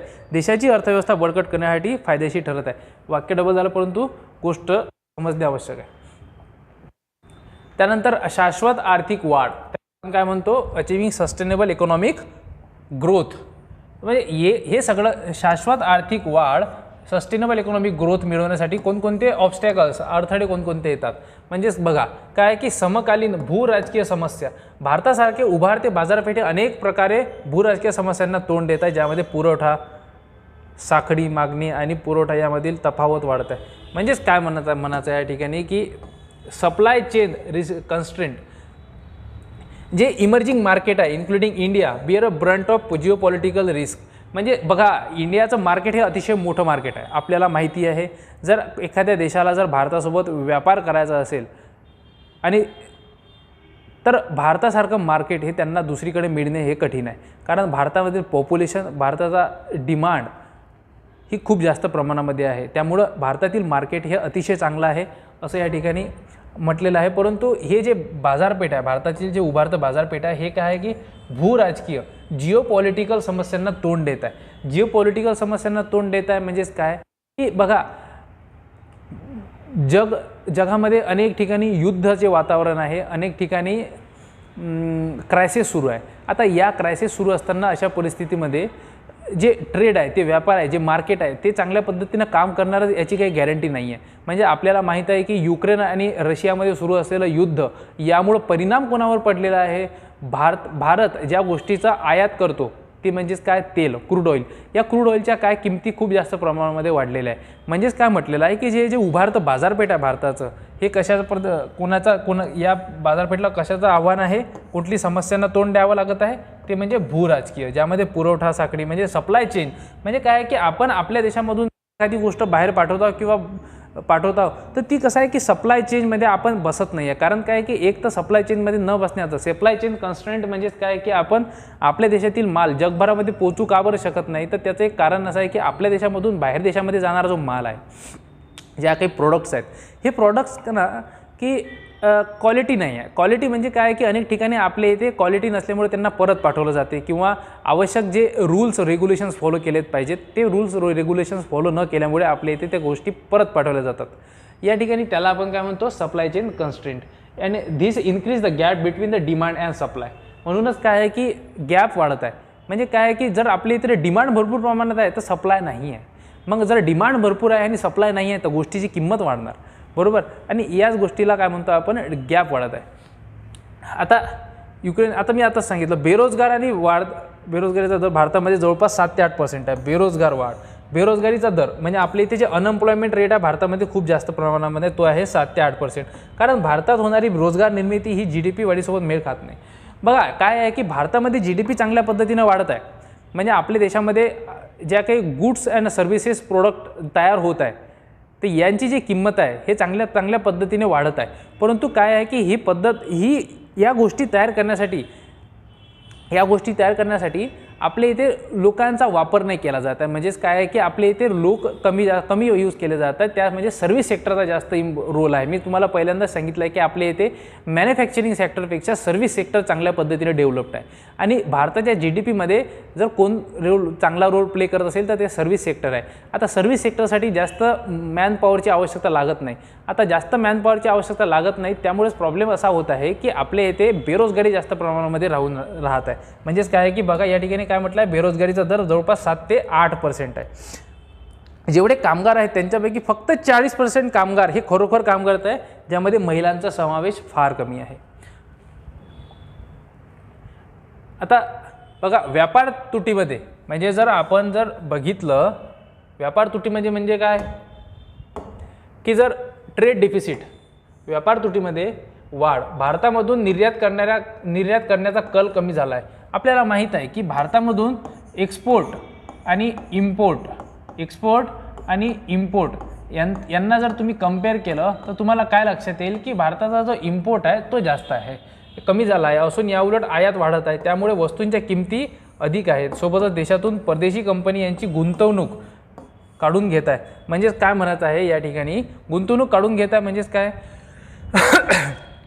की ज्या काही कंट्रीज आहेत म्हणजे ज्या काही कंपनीज आहेत भारतातून कॅपिटल आउटफ्लो म्हणतो आपण त्यांना, म्हणजे भारतातून कंपन्या तिकडे जात आहेत, परत आपल्या देशामध्ये जात आहे. आता बघा ही गोष्ट घडण्यामागचं कारण एक नाही आहे, याचे कारणं 3-4 राहतात. कसं आहे आताच आपल्याला माहीत आहे की जसं आपल्या इथे रिझर्व्ह बँक ऑफ इंडिया आहे त्याच पद्धतीने अमेरिकेमध्ये काय आहे फेडरल रिझर्व्ह आहे, म्हणजे हे त्यांची मुख्य बँक आहे. या बँकेने त्यांच्या देशामध्ये एक मॉनिटरी पॉलिसी आणलेली आहे. मॉनिटरी पॉलिसी म्हणजे जसं आता आपल्या देशामध्ये RBI आणते तशीच त्यांच्या देशामध्ये कोण आणते, फेडरल रिझर्व्ह पॉलिसी आणते. तेथे जे मॉनिटरी पॉलिसी आहे ती त्यांनी टाईट मॉनिटरी पॉलिसी आणलेली आहे.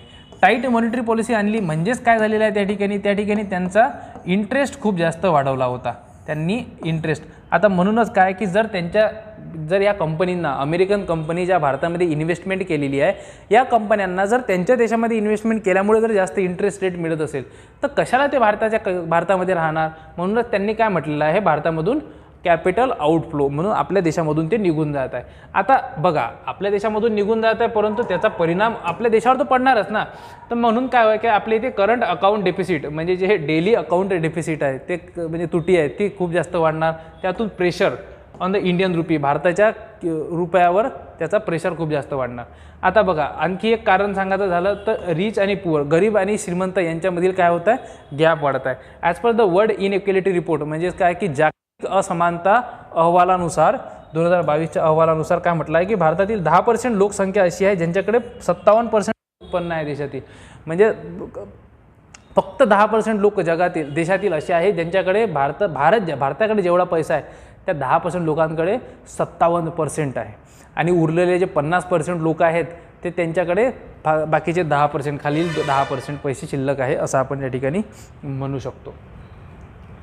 तर विद्यार्थी मित्रांनो नेक्स्ट आहे की what should be the way forward. आता नेमके आपली पुढची पावले कशी असावीत. तर बघा आर्थिक विकास ध्येय म्हणजेच इकॉनॉमिक सस्टेनेबल गोल स्थापन करावे. भारताचे प्रदर्शन हे फक्त आज भेडसावत असलेल्या आव्हानांना तोंड देणे यावरच अवलंबून नसून भविष्यात येणाऱ्या आव्हानांना तयार करणे यावर आहे. अतिशय चांगली गोष्ट आहे. हे फ्युचरिस्टिक विचार करणे आवश्यक आहे. नेक्स्ट जनरेशनसाठी विचार करणे आवश्यक आहे. भारताला ही खात्री करून घेणे आवश्यक आहे की त्यांच्या योजना या तांत्रिकदृष्ट्या भविष्याचा विचार करून तयार केलेल्या असाव्यात. अतिशय गोष्ट चांगली आहे की बसा या ठिकाणी टेक्नॉलॉजीचा वापर पण होत आहे आणि भविष्याचा वापर पण होत आहे, भविष्याचा विचार पण होत आहे. म्हणजेच काय आहे की reflective aspirations of the country. This goal should outline the ambitions forward looking. म्हणजेच काय आहे की policy choices are robust need to ensure that policy choices are robust and forward looking with the modern technological solutions. एकत्रित सामाजिक आणि आर्थिक विकास व्हायला हवा. पारंपरिकदृष्ट्या भारत आर्थिक विकास करत असताना सामाजिक मुद्द्यांवर तितकासा भर दिला जात नाही. आपल्याला माहिती आहे की जर बघा इकॉनॉमिक जर आपल्या इथे जर पैसा चांगल्या पद्धतीने येत असेल ना तर शिक्षण महत्त्वाचं नाही असं म्हणतो आपण, किंवा महिलांनी शिक्षण नाही घेतलं तरी चालते असं आपण म्हणतो. म्हणजे पण हा सामाजिक मुद्दा आहे. म्हणजे जर आपल्या इथे आर्थिकदृष्ट्या जर आर्थिक विकास जर आपला साधला जात असेलच तर सोबतच आपण काय आहे की सामाजिक मुद्द्यांवर सुद्धा भर देणे आवश्यक आहे असं या ठिकाणी म्हटलेलं आहे. म्हणून स्पर्धात्मक नोकऱ्या तयार करण्यावर भर देणे आवश्यक आहे, जेणेकरून सध्याच्या हे जे काही मार्केटला आवश्यक ज्या गोष्टी आहेत, सध्याच्या मार्केट ज्या गोष्टीची डिमांड करते किंवा इंडस्ट्री ज्या पद्धतीची डिमांड करते त्या पद्धतीच्या नोकऱ्या, ज्या पद्धतीचं जॉब, ज्या पद्धतीचं शिक्षण आपल्या विद्यार्थ्यांना आपल्या शाळा कॉलेजेसमध्ये शिकवले जाणे आवश्यक आहे. विद्यार्थी मित्रांनो, त्यानंतरचा इम्पॉर्टंट टॉपिक आहे तो म्हणजे अर्बन फ्लडिंग. आपल्याला माहीत आहे की शहरामध्ये पूर खूप जास्त प्रमाणामध्ये येतात. आता पूर येण्याचे अनेक कारणं आहेत. ज्या प्रकारे भारतामध्ये गावाकडून जाणाऱ्या लोकांची संख्या वाढलेली आहे, त्यामुळे शहरीकरण हे भारताच्या आर्थिक वृद्धीसाठी महत्त्वाचा घटक बनलेला आहे. म्हणजे जर भारताची जर इकॉनॉमिक ग्रोथ जर करायची असेल तर त्यासाठी इकॉनॉमिक ग्रोथसाठी सगळ्यात महत्त्वाचा घटक कोणता बनलेला आहे? शहरीकरण. आता त्यामुळे जवळपास शहरांमध्ये राहणाऱ्या लोकांची संख्या ही 40% झालेली आहे. म्हणजे गावाकडून शहराकडे गेलेल्या लोकांची संख्या ही काय झालेली आहे? वाढलेली आहे. आणि शहरात राहणारे लोक हे किती झालेले आहे? 40%. आणि 60% लोक कुठं राहतात? मग 60% लोक हे खेडेगावात राहतात, म्हणजे रुरल एरियामध्ये राहतात. परंतु शहरीकरणाच्या तुलनेत आणि तंत्रज्ञानाच्या तुलनेत शहर नियोजन तितकंसं सुधारलेलं नाही आहे. बघा, शहरीकरण ज्या पद्धतीने होत आहे भारतामध्ये आणि टेक्नॉलॉजी ज्या पद्धतीनं वाढत आहे, ज्या पद्धतीनं टेक्नॉलॉजीचा उदय होत आहे, टेक्नॉलॉजी डेव्हलप होत आहे, त्या पद्धतीने शहरामध्ये नियोजन इतक्या जास्त प्रमाणामध्ये झालेलं नाही आहे. म्हणजेच काय आहे की अर्बनायझेशन भरपूर प्रमाणामध्ये वाढत आहे, टेक्नॉलॉजीचा पण चांगल्या पद्धतीनं वाढ आपल्या देशामध्ये होत आहे, परंतु शहरे यांचे शहरांचं नियोजन तितकंसं चांगल्या पद्धतीनं झालेलं नाही आहे. म्हणजेच काय की unplanned development and climatic change are driving many tragic event. आता काय होत आहे मग की जे काही अनियोजित विकासाच्या गोष्टी आहेत, म्हणजे विकास कामे आहेत किंवा हवामानामध्ये होत असलेला बदल म्हणजे एन्व्हायरमेंटल प्रॉब्लेम, यामुळं अनेक घटनांना तोंड द्यावं लागत आहे. जसं की अर्बन फ्लडिंग, म्हणजे जसं की शहरामध्ये येणारे जे पूर आहेत, आणि हा एक खूप सिरियस इश्यू आहे असं या ठिकाणी आपण म्हणू शकतो.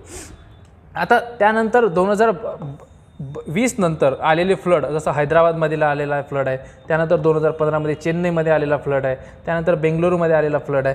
हे जे फ्लड्स आहे यामागचे अनेक कारणं आहेत. ते कारणं आपण आता बघणार आहोत. आता नेमके शहरात आलेले पूर म्हणजे काय? शहरी पूर म्हणजे जमीन आणि मालमत्तेचा प्रवाह. म्हणजे बघा, हे या ठिकाणी खूपच शब्दसा असा या ठिकाणी अर्थ सांगण्याचा प्रयत्न केला आहे, तो मी तसंच घेणार आहे, कारण शेवटी उत्तर लिहित असताना उत्तर महत्त्वाचं ठरते. एकदम का लिहिलं कसं लिहिलं यामध्ये गेल्यापेक्षा. त्यामुळं जमीन आणि मालमत्तेचा प्रवाह म्हणजेच काय आहे की बघा, जर पूर आला तर कशाचा काय वाहून जाते? जमिनी वाहून जातात,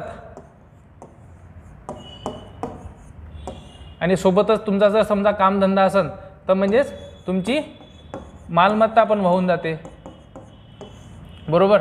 आता जो मुख्यतः अधिक लोकसंख्या असलेल्या भागांमध्ये पावसामुळे दिसून येतो. आता बघा, ज्या ठिकाणी जास्त पॉप्युलेशन राहते त्याच ठिकाणी काय होते? ह्या गोष्टी आपल्याला दिसून येतात. शहरातील पूर हा फक्त अधिक पावसामुळे येत नाही, शिवाय अनियोजित शहरीकरण सुद्धा यासाठी जबाबदार असते. बघा, आपल्याला माहीत आहे, आपल्याला वाटते की फक्त पूर हा फक्त पावसामुळेच येतो, परंतु असं नाही आहे. येणारा पूर हा पावसामुळेच न येता अनियोजित शहरीकरण म्हणजेच काय आहे की अनप्लॅन्ड अर्बनायझेशन. अनप्लॅन्ड अर्बनायझेशन म्हणजे काय की सपोज हा नदीचा पात्र आहे, ठीक आहे.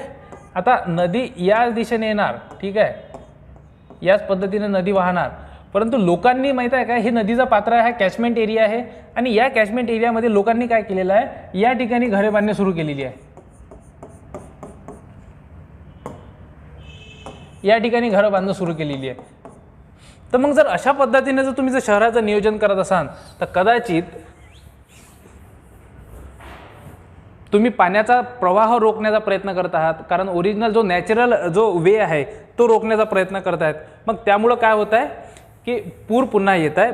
पुरासाठी फक्त पाऊसच हा एक रिस्पॉन्सिबल फॅक्टर नसून त्यामध्ये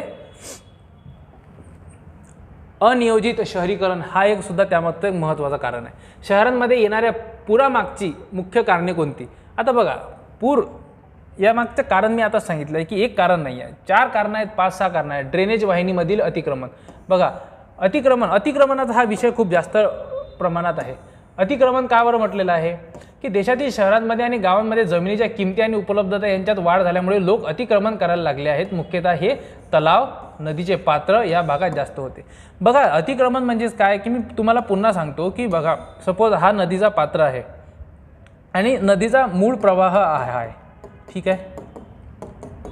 नदीचा हा जर मूळ प्रवाह असेल तर लोक या ठिकाणी पण लोकांनी स्वतःचे घरं बांधायला तयार राहतात. म्हणजेच काय आहे की मागं पुढं पाहत नाही. कारण कसं आहे की नदी एका विशिष्ट ऋतूमध्ये वाहते. म्हणजे समजा पावसाळ्यामध्ये जर नदीचा प्रवाह खूप जास्त राहत असाल तर बाकी ऋतूमध्ये नदी फक्त एवढाच पार्ट कव्हर करते, ठीक आहे. पण मग बाकी वेळेस मग काय होतात की जेव्हा नदी फक्त याच ठिकाणी वाहते तेव्हा लोक त्या ऋतूमध्ये ही जी जागा आहे ह्या जागेचं काय करतात, ते अतिक्रमण करतात. ड्रेनेज वाहिनी आहे काय करतात, त्या ठिकाणी अतिक्रमण करतात. मग हेच गोष्ट कुठं लागू होते आणखी तलावामध्ये, नदीच्या पात्रामध्ये. तर म्हणजे सांगायचं हेच आहे की लोक अतिक्रमण खूप जास्त प्रमाणात करतात आणि त्यामुळं पूर जास्त येते. नैसर्गिकदृष्ट्या नदीचे पात्र हे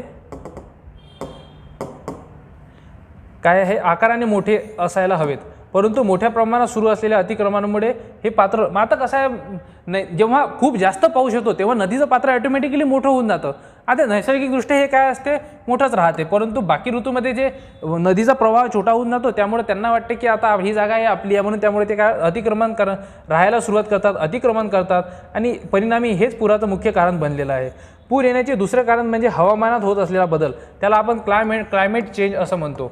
क्लायमेट चेंज हा टॉपिक आपण खूप वेळा पाहिलेला आहे आणि इम्पॉर्टंट आहे. पर्यावरणाच्या दृष्टिकोनातून अतिशय इम्पॉर्टंट टॉपिक हा असा समजला जातो. कोणता? क्लायमेट चेंज, ठीक आहे.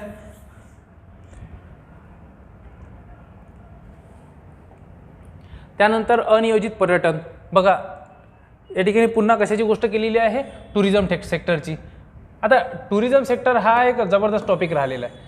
आता आपल्या देशामध्ये टुरिझम खूप जास्त प्रमाणामध्ये आहे. मी मगाशी तुम्हाला सांगितलेलं आहे, भारतामधील जे नद्या आहेत ह्या पर्यटनाच्या दृष्टिकोनातून अतिशय महत्त्वाचं पर्यटन स्थळ आहे. म्हणजेच काय आहे की आपल्या येथील जे नद्या आहेत यांचं हिस्टोरिकल इम्पॉर्टन्स तर आहेच, पण यांचं दुसरं महत्त्व काय आहे, यांचं डिवोशनल स्पिरिच्युअल महत्त्वसुद्धा आहे. कशाचं? भारतीय नद्यांचं. त्यामुळं या ज्या नद्या आहेत, भारतातील नद्या आहेत, ह्या कशाच्या दृष्टिकोनातून अतिशय इम्पॉर्टंट आहेत, पर्यटनाच्या दृष्टिकोनातून अतिशय महत्त्वाच्या आहेत.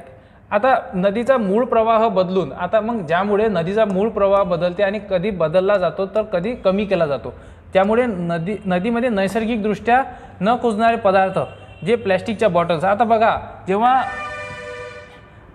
काय होतं की आपण जेव्हा पर्यटनासाठी जातो एखाद्या ठिकाणी तर त्या ठिकाणी आपण पाण्याच्या बॉटल्स यूज करतो. मग त्या प्लॅस्टिकच्या बॉटल्स यूज झाल्यानंतर काय होतात की या फेकल्या जातात आणि अनेक ठिकाणी धार्मिक विधी संपल्यानंतर शिल्लक राहिलेल्या ज्या वस्तू आहेत नदीमध्ये टाकल्या जातात. बघा ना, ही कारणं आहेत. हे कशाचे कारणं आहेत की अनियोजित. हे कारणं कशाचे आहेत की आपल्याला पूर का बरं येतात. अनेक ठिकाणी कालव्याचं पाणी अचानक सोडलं जातं किंवा कालव्यांचा खाणकामासाठी वापर केला जातो. आपल्यामध्ये खाणकामामध्ये इल्लिगल मायनिंगसाठी वापर केला जातो. आता ह्या इल्लिगल मायनिंगसाठी वापर केला असल्यामुळे रिव्हर सँडचा मग जो नदीचा मूळ प्रवाह आहे तो रोखला जातो ना. मग या नदीचा मूळ प्रवाह रोखून त्याचा वापर मोठमोठ्या घर बांधण्यासाठी केला जातो. पाण्याचा वापर कमी, म्हणजे जे वाहतं पाणी आहे त्या पाणी रोखून त्याचा पाण्याचा वापर कशासाठी केला जातो, घरे बांधण्यासाठी केला जातो. मग हे घरे बांधण्यासाठी केलेल्या पाण्याचा वापर त्यामुळं काय होतं की जे आहे तिथे पूर येण्याची खूप जास्त संभावना आहे असं आपण म्हणू शकतो. त्यानंतर आहे शहरात येणाऱ्या पुरांमुळे कोणकोणते नुकसान होतात. आता नुकसानाची गोष्ट केलेली आहे. पुरांमुळे होत असलेले नुकसान भरपूर प्रमाणात आहे, अनेक नुकसान आहेत. अनेकदा शहरामध्ये काय होतं की येणाऱ्या पुरामुळे अनेकांना स्वतःचा जीव गमवावा लागतो. म्हणजेच काय आहे की लाईफ. लॉस ऑफ लाईफ, बरोबर. फिजिकल इंज्युरी म्हणजे कधी कधी तर कितीतरी रोगांचा सामना करावा लागतो, म्हणजे डिसीजेस, म्हणजेच आपण काय म्हणतो डिसीजेस, अनेक डिसीज. अनेकदा पुरांमुळे झाडे आणि वृक्ष हे सुद्धा वाहून जातात, म्हणजेच काय की ट्री आणि प्लॅन्ट्स हे वाहून जातात. आणि नदी किनाऱ्यांची सुद्धा धूप होते, म्हणजे नदी किनाऱ्यांची धूप होते, म्हणजेच काय की जे रिव्हर बँक इरोजन हे पण खूप जास्त प्रमाणामध्ये होते. पुरामध्ये मानवाच्या आणि प्राण्यांच्या आरोग्यावर सुद्धा परिणाम पडतो, म्हणजेच जे ॲनिमल्स आहे आणि ह्युमन हेल्थ यांच्यावर खूप जास्त प्रमाणामध्ये परिणाम पडतो. आता ज्यामध्ये बिमारी पसरते, बरोबर आहे ना, कारण काय जर त्यांच्या हेल्थवर जर परिणाम पडत आहे तर बिमारी पसरते. कधी जे दूषित पाणी आहे ते पिल्याने त्यापासून रोग पसरतो, म्हणजे कंटॅमिनेशन ऑफ कन्झ्युमेबल वॉटर. आता सायकोलॉजिकल इम्पॅक्ट म्हणजेच काय आहे की पुरामध्ये झालेल्या जीवितहानीमुळे.